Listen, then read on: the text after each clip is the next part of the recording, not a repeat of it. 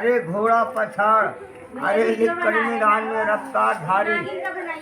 हाँ, बड़ा रफ्तार धारी है। अरे अरे अरे बस बस टक्करबाजी नहीं, बड़ा रफ्तार धारी। बस टाइम नहीं आने लगे, हम आएंगे तेरी खरी जमाने से आज फोन आएंगे। बस धीरज तेरे जी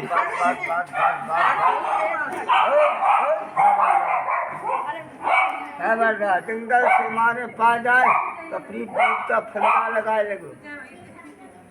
ये गया फंदा ये काटता नहीं है? काटता है? नहीं काटता। आपको नहीं काटता कि हमको भी नहीं काटे? आपको भी नहीं काटे, कहो तो माला पहनाते हो फूले वाला। हाँ, सब जो है निकल जाता है, निकाल देते सब जड़ी बूटी सब सुंघाई के बेहोश करके। अच्छा, और दूसरे में क्या है? हाँ, अब दिखा रहे नाग बाबा भोले ना। बैठ जा। अरे रुक जाओ यार। रफ्तारधारी बैठ। ये गणायत गणायत। हाँ, इसकी पहचान देखिए। अच्छा, इसको गणायत बोलते हैं? हाँ, बड़ा खतरनाक जिल्मी होता है। तो कहाँ से पकड़े इसको? शायद अपने शंकरगढ़ की पहाड़िया से। तो पहाड़िया से पकड़ लेते हो? हाँ, घर तो मकान ये काटता नहीं ये वाला? घर मकानों में निकल जाती तो बुलाओ आता, हम लोग पकड़ लेते। अच्छा। दिल खोद के, जैसे बिल में घुस गया नहीं निकल। हाँ। उसको खोद के पकड़ लिया। अच्छा। कि बिल तक वहाँ तक पहुँचेगा, वहाँ तक पकड़ लिया। तो ये गणायत? हाँ, देख लिया। अच्छा, इसकी काटता नहीं है ये? अभी काटे बच्चा है कहे टक्कर लगाएगा ये गणायत। बहुत रफ्तार साहब। हाँ, जाए बड़ा रफ्तार दिख रहा। हाँ। कौन है? देख रहा रफ्तार धारी। अरे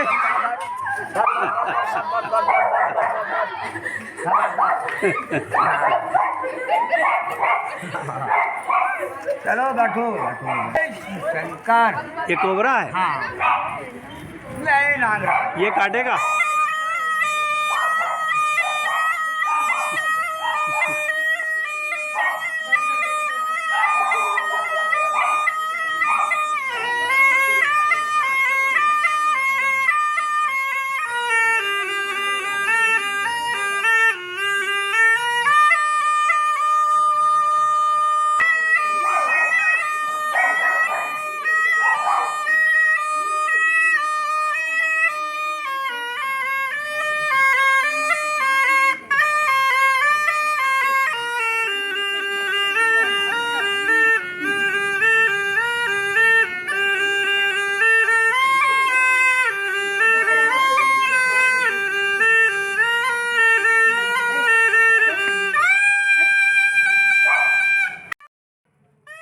मित्रों, हमारे देश में और विश्व में हर जगह सपेरे सांप को पकड़े हुए और बीन बजाते हुए देखे जा सकते हैं।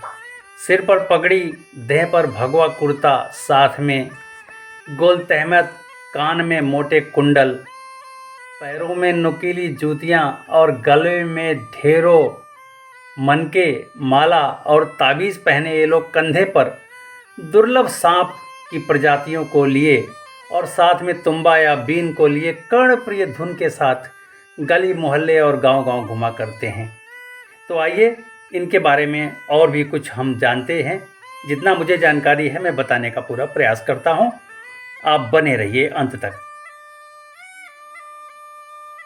भारत देश हमारा विभिन्न संस्कृति और परंपराओं का देश है। प्राचीन संस्कृति के इन्हीं रंगों को देश के एक हिस्से से दूसरे हिस्से तक बिखेरने का काम यही सपेरा जाति के लोग किया करते चले आ रहे हैं। पूरे विश्व में सपेरा जाति का अपना एक अस्तित्व है। सपेरों के जाति में भी अनेक जातियां और उपजातियां होती हैं। हमारे देश में भुवनेश्वर के समीप पद्मकेश्वरपुर में एशिया के सबसे बड़ी सपेरों की गांव मानी जाती है। जो इस गांव में लगभग 6000 परिवार एक साथ रहते हैं। हर परिवार में कम से कम एक परिवार में 10 सांप कम से कम देखे जा सकते हैं। 10 से अधिक तो मिलेंगे ही मिलेंगे, लेकिन मिनिमम 10 होना ही होना है।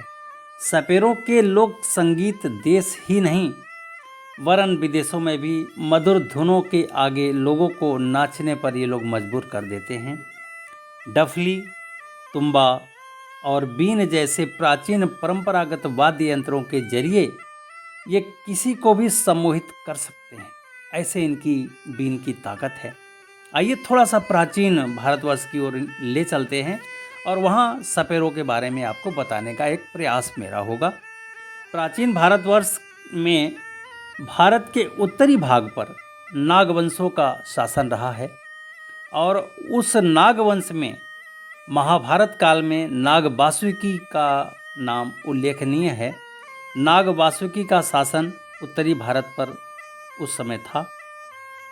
राजा परीक्षित के मृत्यु के पश्चात उनके सुपुत्र जन्मेजय नाग वासुकी या वासुकी के साथ सीधा शत्रुता उनकी हो गई और राजा जन्मेजय वासुकी के परम शत्रु बन गए और वासुकी को समूल नष्ट करने की प्रतिज्ञा उन्होंने ले रखी थी।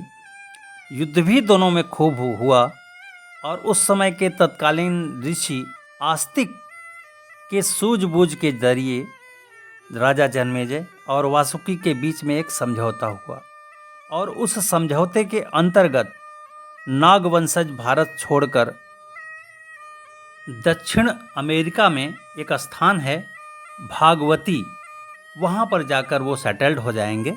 ऐसी समझौता वासुकी और जन्मेजय के बीच में हुई। उसके पश्चात भारत से नागवंशों का एक तरह से क्षय हुआ और वो दक्षिण अमेरिका में जाकर बस गए। चलिए, एक प्राचीन परंपरा की जो बात रही मैंने आपको बताने का प्रयास किया। सपेरों की संतति या जो उनकी नई संतति जो आ रही है वो बचपन से ही बीन और सांपों के मध्य वो पले और बड़े होते हैं, इस तरह से देखा जाता है। और वो सांप से, क्योंकि बचपन से वो सांपों के साथ खेलते हैं, इसलिए वो निडर भी हो जाते हैं सांप को लेकर और खिलौनों की जगह वो सांपों से ही खेलना पसंद करते हैं। सांपों को काबू करना वो बचपन से ही सीख जाते हैं। सपेरा जाति के जो भी आपत्तियां होती हैं, जो झगड़े होते हैं, वो आपस में ही वो निपटा लेते हैं। कभी भी कोर्ट केस या वकील उनके झगड़े का समापन का माध्यम नहीं बनते हैं। तो ये एक बहुत बड़ी उपलब्धि उनके जातिगत निर्णयों को लेकर है। एक सामूहिक भोज का कार्यक्रम वो लोग करते हैं जिसका नाम है रोटरा। ये कार्यक्रम सपेरे जाति का एक सामूहिक उत्थान और एकता का प्रतीक है। और आज की स्थिति में क्योंकि कंप्यूटर का युग आ गया और हमारे बच्चे सपेरों के बारे में सिर्फ कहानी किस्सों में सुन पाते हैं या टीवी पर देख पाते हैं, लेकिन साक्षात उनका प्रदर्शन या कार्यक्रम हमारे बच्चे नहीं देख पाते। इस कारण से जो सपेरों की मुख्य आय, उनका जो पेशा था, वो धीरे धीरे लुप्त होता जा रहा है और जो नई संतति आ रही है वो जीविकोपार्जन में अपने को अक्षम पा रही है। जहाँ कहीं भी ये लोग जाते हैं तो अब इनके प्रदर्शन को देखने वाला, इनके बीन या तंबू या महुअर की आवाज़ को सुनने वाला प्रशंसक बहुत कम बचे हैं। इसलिए हम चाहेंगे कि हमारे बीच जो भी सपेरे यदि आते हैं तो हम उन्हें सहर्ष देखें, उनके गीतों को सुने, उनके बीन को सुने और उनको प्रोत्साहित भी करें और हो सके तो कुछ उनको उनके इस कार्यक्रम के लिए कुछ अर्थदान जरूर करें ताकि इनका जीविकोपार्जन हो सके और ये इसी तरह हमारी लोक संस्कृति और परंपराओं को एक जगह से दूसरी जगह ये ले जाने में वाहक का काम करते रहें। तो चलिए, एक छोटा सा प्रयास था मेरा सपेरा जाति को लेकर ऐसे ही नए नए इनोवेटिव कार्यक्रम हम आपको दिखा पाएँ, इसके लिए हमें भी थोड़ा आप प्रोत्साहित करिए और चैनल को सब्सक्राइब करिए, शेयर करिए।